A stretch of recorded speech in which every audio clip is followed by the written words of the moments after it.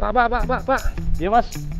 Aku cari rumah di daerah Jakarta Selatan mahal-mahal ya? Gitu ya? Iya. Tadi aku ke daerah Kemang. Harganya 20, 30, bahkan hampir menyentuh 50 M. Wah, iya.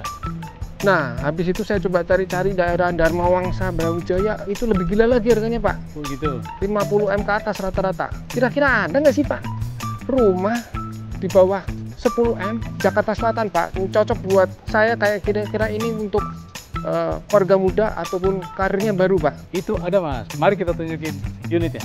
Beneran, Pak? Iya. Oke, Ayo. Pak.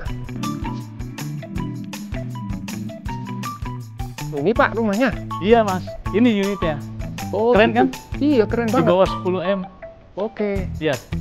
Bisa kita lihat, Pak? Bisa. Oke. Mari kita review.